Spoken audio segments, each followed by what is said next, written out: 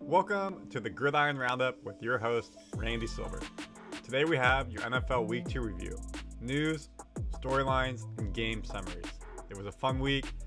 We're halfway through month 1. Let's dive into how the stories broke first, and then we'll go into the game summaries for you. A big story to start, Saquon Barkley rumored to be out 2 to 3 weeks with an ankle injury. He took a nasty hit in the ankle. He had to get carried off the field. MRI showed the Giants running back Saquon Barkley suffered an ordinary ankle sprain, which is the best of a worst situation. High ankle sprains can be 4 to 8 weeks. They're really bad. 2 to 3 weeks gets him back on the field in month 2 of the season. Why is this important? It's because he fought all offseason to get a long-term contract in case something like this happens. We know that running backs are being devalued by NFL ownership. He's on a franchise tender for 1 year. This will affect him, obviously, in the mindset of being able to be healthy to get a long-term deal and just the running back market altogether. Another valuable running back for the Browns. Chubb got hurt. We're going to talk about that in a little bit as well. So hopefully he can come back soon. We wish him all the best. If you're a fantasy person, Matt Breida, I picked him up, and Gary Brightwell will be people you want to get. Patriots are 0-2 to start the season for the first time since 2001. Ouch. Big Bill Belichick. What can he do without Tom Brady? He's made the playoffs. Hasn't done much in the playoffs. Brady got his ring, so you'd have to say Brady's winning that battle. Also, right here says update. The reason Patriots coach Bill Belichick won't retire and wants to pass down Shula's all-time winning mark is because Shula badmouthed him during the Spygate scandal. So Belichick is staying on. He has a great relationship with Kraft, the owner. He will stay on and get that victories. Of course, his team needs to get him there. Can Patriots bounce back? They look better than 0-2, so hopefully they'll get back to the mean. Why are they 0-2? It's because this man right here, Tua, is 5-0 versus Bill Belichick and the Patriots. He played a fantastic game. We'll dive into the game summary. Good for him to bounce back from his concussions last season. He's looked strong to start this season. The other running back we talked about, preliminary reports, Nick Chubb, bell cow for the Cleveland Browns, may need 2 surgeries to repair his knee injury. We're not going to show it. It was pretty gruesome. He took a helmet, shoulder pad basically right to the knee, his left knee. He tore that knee up in college at Georgia. Same knee. Probably good, they think, dislocated his knee and multiple ligament tears. Just super sad to see. Browns head coach Kevin Stefanski confirmed Tuesday that Chubb is out for the remainder of the season, but failed to specify the nature of how bad it actually is. We talked about he had issues with PCL, MCL, and LCL in college. 27-year-old ran for more than 1,000 yards in the last 2 seasons in Georgia. He's become a bell cow for the Browns. Very, very tough to see. Hopefully he can come back next season and get healthy. If you're a fantasy type of player, be on the lookout for his backup forward. He came in and did a nice job. He will take over as the starting running back. In addition, Cleveland just signed Kareem Hunt back to the Browns. He was with the Chiefs. They let him go. He stayed with the Browns for a couple seasons. He's now back with the Browns, and they said he will get some snaps this week. So you can pick him up on fantasy as well. Colts QB Anthony Richardson is still in concussion protocol and won't practice today. He left the second game of the season, second quarter-ish, with concussion. We will see if he's back. He's a rookie. No need to rush him back. Don't want to affect his longevity in the NFL. He looked good in Game 2, had a couple rushing touchdowns. However, he may not be in Game 3. A cool stat, TJ Watt is now the all-time sack leader for the Pittsburgh Steelers. They obviously had those great defenses over the years. His 81.5 sacks is now top to 80.5 of James Harrison, the amazing defender for Pittsburgh through the early to mid-2000s. He did it in half the games. Watt brothers are studs. Expect just like Eli and Payton to be in the Hall of Fame. TJ Watt will most likely be in the Hall of Fame. He will definitely be in the Steelers Hall of Fame. JJ Watt will definitely be in the Hall of Fame as well for the NFL. Patrick Mahomes. Let's make sure that you can see this full thing because he deserves to have it. Let's pump it up for you. Patrick Mahomes and the Chiefs have restructured his deal, so he is receiving $210 million guaranteed between 2023 and 2026 with the potential to reach $218 million. The most money of any NFL player has ever received through a 4-year period. Got paid. You've seen a lot of different QBs get paid recently. Lamar Jackson, Burrow. You had the Chargers QB, Herbert. This made Mahomes' contract, which was the biggest at the time 4 years ago, put him like 8th, 9th all time on the list. Chiefs are going to fix that. He's now up there, top paid QB.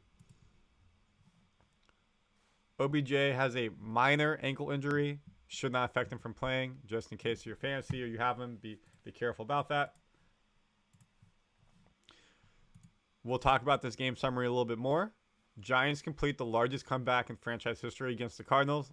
24 unanswered points in the 31-28 win. Wild. Just a massive comeback. They looked terrible in the first game of the season. They didn't basically score against the Cowboys. Second game of the season here against the Cardinals. They looked terrible in the first 2 quarters. Halftime speech, changed it all, came out, got the win. This may boost their season. 2 late windows were wild. We talked about the Giants came back and won. Commanders were down 21-3, and they beat Denver 35-33. Broncos even got a Hail Mary, 50-plus yards to go down 2, but they missed the 2-point conversion to tie the game. We'll, of course, talk about that. Micah Parsons is in the MVP conversation. 3 tackles, 1 sack, 3 QB hits last week against the Giants. He had very similar stats. He keeps this up. He may be one of the first defensive players in quite a while to win the MVP trophy. So teams that are 0-2, and then we'll go to the game summary. And what's their odds to be good? This is per Bleacher Report. Texans, 0-2. They're rebuilding. They're not expected to be good this year. CJ Stroud at QB, learning the NFL, rookie QB. They're rebuilding that team. Do not expect much. Cardinals are tanking for Caleb Williams. They're not expecting much at all. They literally got rid of their whole team. They're not going to come back from this. Panthers, another rookie QB. They did not look that good against the Saints in week 2 on Monday Night Football. They're still rebuilding. They're trying to get the team. They have some veteran presence in there as well. But when you have a rookie QB, it's going to be really, really tough. Obviously, Young was the number 1 QB in the draft, so he has potential, but they're rebuilding year. They were not good last year. Look for this to be different. Shockingly, people had this as favorites to make the playoffs. Outside chance to win the NFC North, but definitely would make the playoffs to the wild card round. Excuse me. Chicago Bears are 0-2. They have looked almost worse than they started last season. They have the worst scoring margin, -28, than any other team on the list, which is brutal. Their offense needs to pick it up. Justin Fields looks a little bit shaky, and they're at QB. So we will see if they go 0-3, but they really need a win. You know, their NFC North isn't the toughest division as it used to be, so not too far away. Patriots 0-2. They've looked better than 0-2. They had a tough loss in the first game of the season against the Eagles. They went down by 2 touchdowns, almost came back. Second game of the season, Sunday Night Football. Tough loss against the Miami Dolphins. Had a chance to potentially get around to winning the game. They could not. Mac Jones in his 4th year at the team. This might be it for him if they're not doing well. Bill Belichick, what's he going to do? How can he get this team back? They usually always get back to the mean, so we'll see how they do. Kirk Cousins in this final year with the Vikings on the contract. Will he stay or will they let him go and bring someone else in? They're 0-2. They had a tough loss to Tampa Bay in their first game of the season. NFC North, again, isn't the toughest division, so they have a chance to still stay in it. They're about to play the Chargers and the Chiefs the next 3 weeks. Chargers obviously look a bit beatable. You can throw on them, run on them. Chiefs, defending champions, will always be a tough matchup. Bengals, and this hurts me a lot because I have Burrow and Chase on my fantasy team. They have given me, respectfully, like 20 points in 2 games, so not good. Burrow also has restrained his calf a bit, so his week 3 availability is up in the air. But they're 0-2. They started 0-2 last year, and they made the playoffs. They picked it up the back half of the season and looked like a juggernaut. Hoping for the same here. Burrow didn't play all preseason because of that calf injury. They've just looked out of sorts, so we'll see if they can pick this back up. Broncos, 0-2. Not how they would have expected to start in the new Sean Payton era. They lost last week. They had a big lead, gave it up. Lost on Hail Mary, unfortunately. You know, AFC West isn't the deepest besides for the Chiefs. The Raiders, we'll see how they do. Chargers, up and down. So they're still playing potential here. They have the talent. Can they overcome this? Then lastly, Chargers. Feels like this every year. Offense is good. Defense is supposed to be good. And they just can't win games, especially close games. Ugh. I grew up in Southern California. I grew up a Chargers fan, so this hurts. This hurts really bad. Can they get back to 2-2 before the road week? The bye week they have in week 5. It would be impressive. They need this. This division is just tough. AFC, to make the playoffs as a wild card is tough. You got to try to stay in your division. So we will see how they do, but they have the talent to move forward. Okay, let's do some game summaries for you. You can see here in the standings, Vikings 0-2 we just talked about. Bears 0-2 we talked about. Lions 1-1. Green Bay 1-1. NFC North, NFC East. 3 teams 2-0. Dallas, Philadelphia, Washington. New York with that comeback is 1-1. Eagles won on Thursday night, 34-28. You know what really mattered in this game was turnovers. Vikings had multiple opportunities where they could have ran the score up in the first half, and they didn't. They turned the ball over after getting an interception, turned the ball over on the punt. Jordan Jefferson was getting a touchdown, tried to dive for it. Ball got knocked out of his hand, fumble out of the end zone. So those were 3 scoring chances that they gave up. When we look here, again, the probability second half, Eagles really pulled away and just kept it. Team stats, very comparable team stats, but when you give 4 turnovers to another team's 1, it's going to be tough to win that game. So this is why the Vikings are 0-2. Can they come back from this? Falcons come back and beat the Packers. They were down 10-9 at halftime. Packers scored 14 points in the third quarter to make it 24-12. And 13 unanswered points in the fourth quarter. Now, is that Jordan Love's fault? As a he's not a rookie QB, but first season as a starter, getting used to how they need to win the game. New team around him doesn't have the veteran presence as he used to, especially a wide receiver. Aaron Jones wasn't playing. He was out with his hamstring injury. A.J. Dillon's still a bell cow on his own right. Or is this up to the Falcons playing really well in that fourth quarter and going out and winning that game? Riddler, 1932, 237 yards. Robinson looks like the number 1 running back he was drafted in the draft. He was picked 9th, 10th range, but the first running back off the board. And he's playing like it. 19 carries and 24 yards. He looks electric and really good out there. You can see here the probability was all Packers.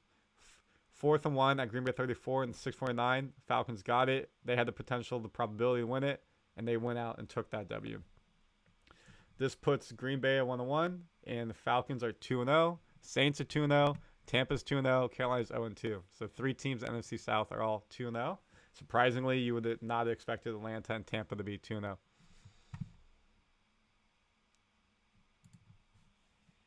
Raiders get demolished by Buffalo 38-10. Not the most surprising after the way Buffalo lost to the Jets. Heartbreaking, that punt touchdown overtime to lose the game. You would think they would come back at home resiliently, play hard, play tough, get back to Buffalo Bills football, and they did. They were up 21-10 at half, and then 17 points in the second half to Raiders 0. Stonewall defense put the game away. Josh Allen played a great game. No interceptions, 3 touchdowns, 274 passing yards. Garoppolo, 185 yards, 1 touchdown, 2 interceptions. When we look here, Vegas never had any chance to win this game by probability, which is just tough. And you see here in the third quarter, there's a 100% chance to win based off the score. Good win for the Bills. This puts them at 1-1. New England's 0-2. Jets are 1-1. Miami is 2-0. Anybody's team in this division still. Vegas is 1-1. Kansas City is 1-1. Chargers, Denver 0-2. Expect Kansas City, obviously, as champions, to make the run. They have a good team. So every win matters in the AFC West. Ravens beat their rivals, Bengals 27-24. Halftime, Bengals were down 13-10 and then 7-7, 7-7. So it's lose 27-24. As we talked about, Burrow got hurt in the fourth quarter, re-aggravated his calf injury. Will that put him out for this week, multiple weeks? Offense looks out of sync. Mixon 13 carries, 15 yards. Higgins got going in the second half with 8 receptions, 89, 2 touchdowns. But Jamar Chase did not do pretty much anything in this game. We look at Chase receiving yards, 5 receptions, 31 yards. He has maybe a total of 60 yards on the season. Not what you expect from Chase at all, unfortunately.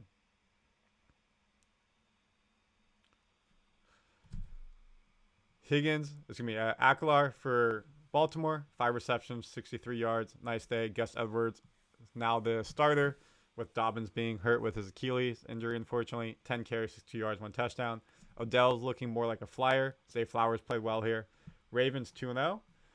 Pittsburgh 1-1. Cleveland 1-1. Cincinnati 0-2. Just like last season. Expect them to come back, but not how they expected to start.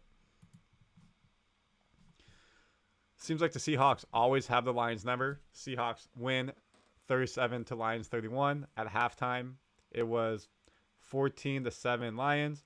Seattle comes back and gets the game to overtime and wins the game overtime with a Tyler Lockett touchdown. I have Lockett on my fantasy team. Let's go. Metcalf, 6 receptions, 75 yards. He ended up not playing in overtime. He was a bit hurt, so Lockett became the guy. Kenneth Walker, the guy as running back for the Seahawks, 17 carries, 43 yards, 2 touchdowns. Geno Smith, efficient day, no interceptions, 328, 2 touchdowns. Goff broke his streak of most receptions without interception. He was really close to breaking Aaron Rodgers' record. He was like 50-40 away. Announcers talked about it. Next play, interception. So he ended up 450-ish in that range. And that one interception was for a touchdown, and that was key in the second half to help the Seahawks get back in the game and send it to overtime. Other than that, he played a very efficient day. It looks like the Lions defense stalled a little bit. It looks like the Detroit's offense stalled a little bit in that second half as well. Over time, they couldn't move the ball as efficiently in the first half. We talked about their standings already. Seattle's 1-1, Arizona's 0-2, LA is 1-1, and Niners 2-0, looking really good. So you can see here, Lions were looking really good until fourth quarter, swung Seattle's way, and that was the game. Lions needed a touchdown in the fourth quarter to bring it back close. They got a field goal as time expired to make it overtime. Chargers lose 24-27 to Tennessee Titans. Titans win in overtime on a field goal. As time expired, Chargers got the ball down the field to make a field goal to send it to overtime, and Nick Folk wins it for the Titans. Allen had a great game, 8 receptions, 111 yards, 2 touchdowns. Kelly filling in for the starting running back because he was hurt. Unfortunately, 13 yards, 39 rushes. Not good enough there. Herbert, 27-41, 305 yards, 2 touchdowns. Tannehill, efficient day. Again, if the Titans start losing, will they put in some of their backup QBs who are young to see what they have here? Henry, still looking like himself, 25 yards, 80 carries, 1 touchdown.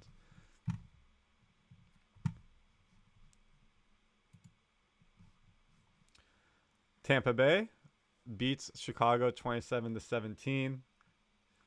Baker Mayfield playing very efficient. No interceptions here. 317 yards, 1 touchdown. Justin Fields looks erratic in the pocket.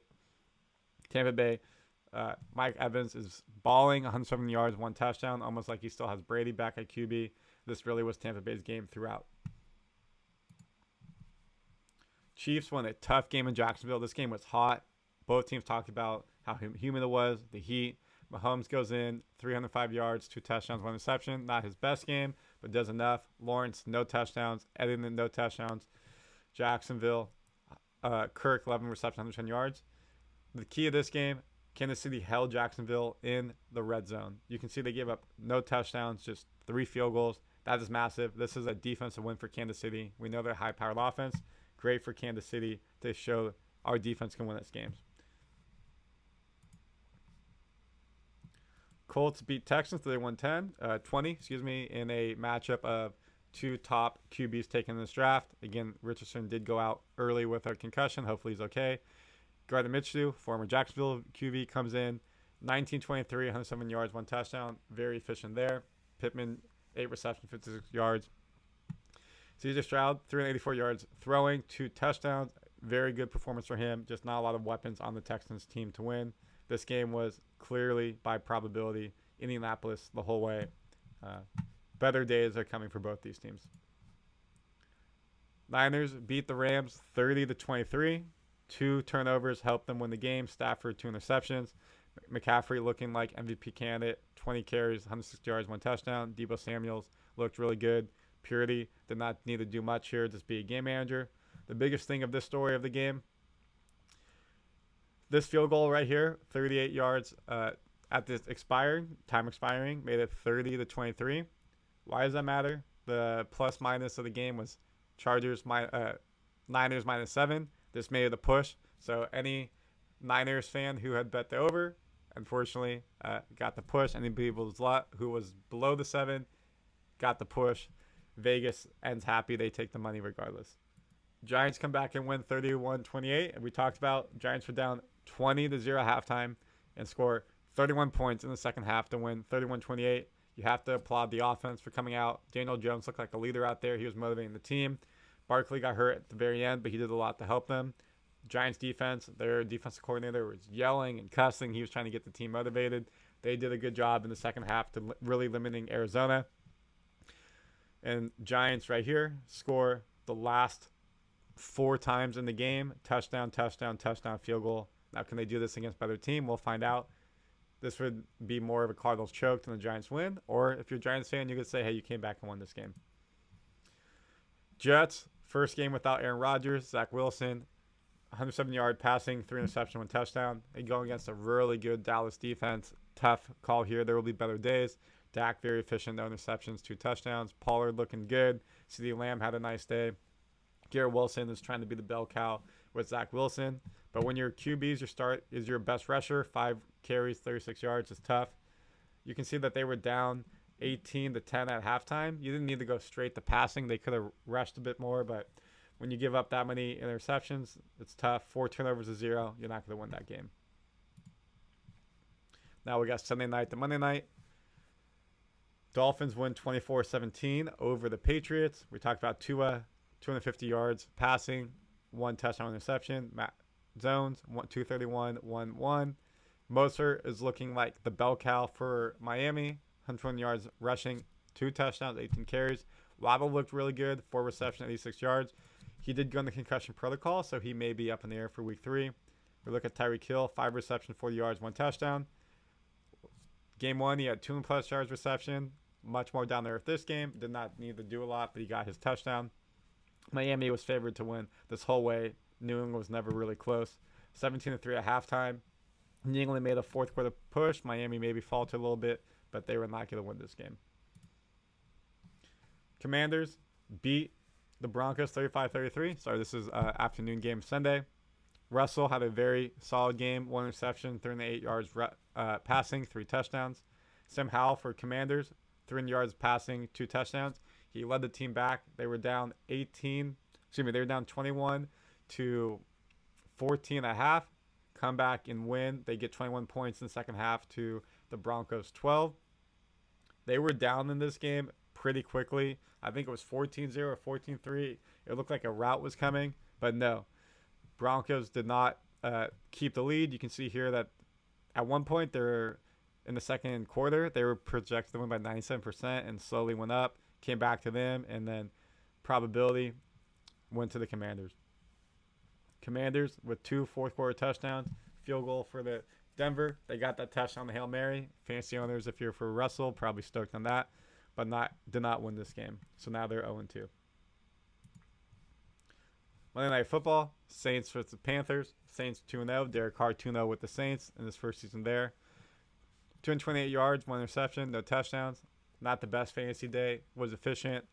There will be better days for the Saints offense, especially when they get their star running back. He was suspended for the first 4 games. Taysom Hill is in there, so him and Carr are switching a lot. They put Taysom Hill in that wildcat formation, let him run. They usually get 3 or 4 yards per carry. Olave came in, nice job, 86 yards.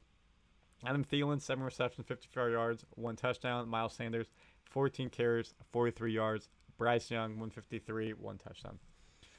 Carolina will have better days. NFC South, it looks like it's the Saints to win. You can see the standings, 2-0. Tampa 2-0. Atlanta 2-0. Finally, Steelers 26-22. The big question here, Deshaun Watson, 235, 1 touchdown reception. He has $250 million-ish, around that range, guaranteed coming to him. Since he's moved to Houston, he has not played like that type of player. With, unfortunately, the injury to Chubb, he has to be that guy. If he's not that guy, Cleveland's season will fall down the drain. Cooper had a nice day, even coming off of injury. Ford had a good day coming in. He'll be a bell cow moving forward. But the question is, can Cleveland win with Deshaun Watson playing average? It's going to be tough. Pittsburgh looked good with Pickett. The offense needs work still. Harris, not the best day. They will have better days on offense, hopefully, for Steelers fans, but that defense will keep you in all the games. That is your NFL Week 2 review, news, storylines, and game summaries. Comment your thoughts. How's your favorite team doing? Are you excited? Are you pissed? Do you think there's better days ahead? Or do you think you got lucky? Comment your thoughts. Of course, subscribe here. We'll keep you updated on all football on the Gridiron Roundup. We also have European Football Roundup. We have Hoops Roundup, MMA Roundup. So much for you here on Randy Silver TV. Like and subscribe, and we'll see you in the NFL Week 3 preview, which will come out in a couple days. Thank you so much, y'all. Bye.